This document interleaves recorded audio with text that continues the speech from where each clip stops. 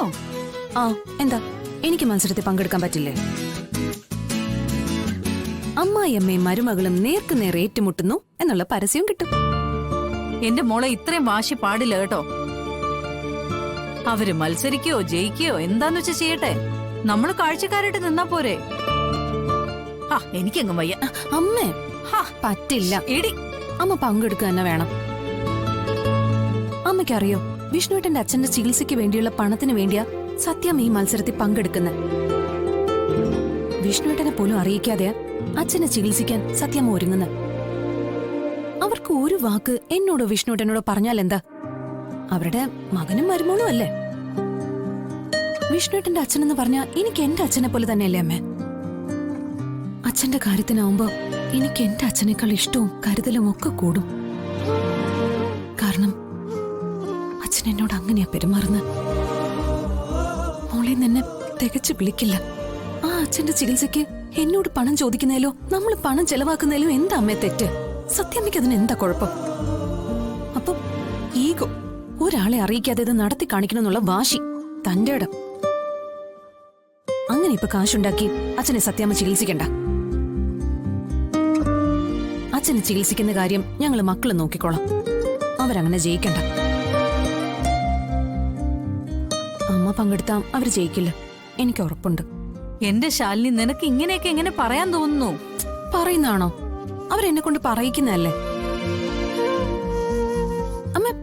അവരിത്രയൊക്കെ അനുഭവിച്ചു, എന്നിട്ട് അവർക്ക് വല്ല കുലുക്കമുണ്ടോ നോക്കിയേ. പലഹാരം കൊണ്ടു നടന്ന് വിൽക്കുന്ന ജോലി വരെ സത്യമ്മ ചെയ്യ. എന്തിനാ? മറ്റുള്ളവരെ തോൽപ്പിക്കാൻ. വിഷ്ണുവേട്ടനല്ല അവിടെ ചെലവിന് കൊടുക്കുന്നത്. അവര് പണിയെടുത്തിട്ടാ അവിടുത്തെ കാര്യങ്ങളൊക്കെ നടക്കുന്നതെന്ന് മറ്റുള്ളവരെ ബോധ്യപ്പെട്ട. എന്റെ പൊന്നുമോളെ, അത് അവരങ്ങനെ കഴിഞ്ഞു വന്നൊരു സ്ത്രീയാ. പഞ്ചായത്തിന്റെ സഭ വരെ കൂടിയിരുന്നതും നിയന്ത്രിച്ചിരുന്നതും സത്യാമ്മയല്ലേ. അങ്ങനെ ഒരാൾക്ക് എല്ലാവരെയും നിയന്ത്രിച്ച് ഭരിച്ചു വന്നിരുന്ന സത്യാമ്മയ്ക്ക് ഇതുപോലൊരു ഇടിവ് ജീവിതത്തിൽ ഉണ്ടാവുമ്പോ അവര് ശക്തമായി പ്രതികരിക്കും. അതവര് സ്വന്തം മക്കളോടും മരുമക്കളോടും കാണിക്കുന്നേ ഉള്ളൂ. അവർക്ക് പുറത്തൊരാളോട് ഇത് കാണിക്കാൻ പറ്റുമോ? എന്റെ അമ്മ, ഇതുണ്ടാക്കി വെച്ചത് അവര് തന്നെയല്ലേ. മറ്റുള്ളവരെ വിശ്വസിച്ച് അറിയാൻ പാടില്ലാത്ത ബിസിനസ് ചെയ്യാൻ പോകുമ്പോഴേ ഇത് ഓർക്കണമായിരുന്നു. അന്നും അവര് വിഷ്ണുവേട്ടനോടോ എന്നോടോ ഒന്നും ആലോചിച്ചില്ല. ഒന്ന് ആലോചിച്ചിരുന്നെങ്കിൽ ഈ ഗതി ഞാൻ അവർക്ക് വരുത്തത്തില്ലായിരുന്നു.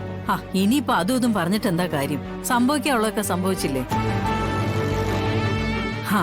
ഇനിയിപ്പോ രാഘവേട്ടന്റെ ചികിത്സക്കായിട്ട് അവർ ഈ മത്സരത്തിൽ പങ്കെടുക്കുന്നെങ്കിൽ പങ്കെടുക്കട്ടെ. ഇനിയിപ്പോ നീ കൂടുതൽ ശ്രദ്ധിക്കേണ്ടിയിരിക്കുകയാണ് ചോദിച്ചത്. നമ്മളെ ബിസിനസ് എന്ന് പറയുന്നത് ഒറ്റ ഒറ്റിൽ തീരുന്നതും അകത്തു പോകുന്നതുമാണ്. അതുകൊണ്ട് ആരെ അധികം വെറുപ്പിക്കാതെ മുമ്പോട്ട് പോയാലേ എന്തെങ്കിലുമൊക്കെ ഉണ്ടാക്കാൻ പറ്റും. ഈ പ്രായം കൂടി കഴിഞ്ഞ പിന്നുള്ളതേ ഈ താങ്ങുവടി കയ്യിലെടുക്കേണ്ട ഒരു സമയം. എടാ, ആ സമയത്ത് വെറുതെ മിറ്റത്തേക്ക് നോക്കിയിരുന്ന് രണ്ടെണ്ണവും വിട്ട് മഴയും കണ്ടിരിക്കണമെങ്കിലേ ഇപ്പോഴേ ശരിക്കും അധ്വാനിക്കണം. അതെ, ഞാൻ ഈ പറഞ്ഞ കാര്യങ്ങളൊക്കെ നമ്മോടൊപ്പം ഉണ്ടാവണം. നീ കേൾക്കുന്നുണ്ടോ? ആരെയും വെറുപ്പിക്കരുതെന്നാ ഞാൻ പറഞ്ഞത്. ഞാനേ ഇത്രയും പറയാൻ കാരണം ശാലിനി ജോലി പ്രവേശിച്ചിട്ടുണ്ട്.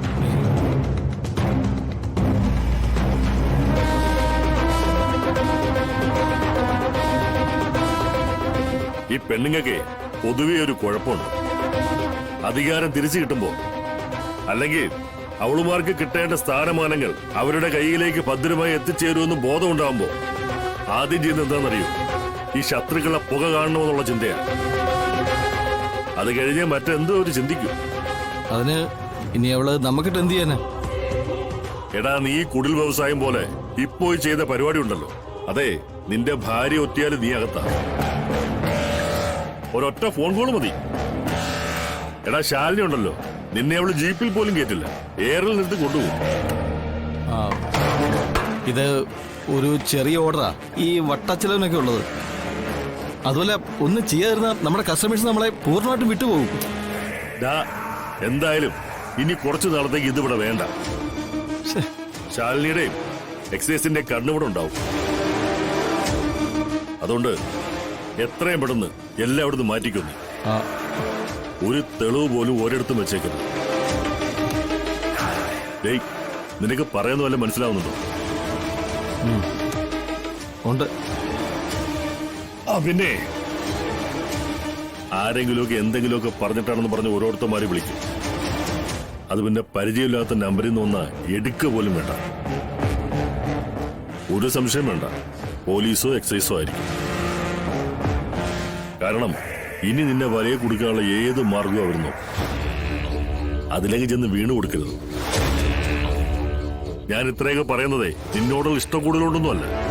നീ എങ്ങനെ പിടിക്കപ്പെട്ട വാലിക്ക് വാലെ ഞങ്ങൾ ഓരോരുത്തരും അകത്തു പോകുന്ന ഓർത്തിട്ടാ. എന്തായാലും ഇനി ഒട്ടും വൈകണ്ട. എല്ലാ സാധനങ്ങളും ഇവിടെ നിർത്ത് മാറ്റിക്കണം. ആ ജോലി കഴിഞ്ഞിട്ട് മതി ഇനി എന്ത് പണിയും. കേട്ടോടാ?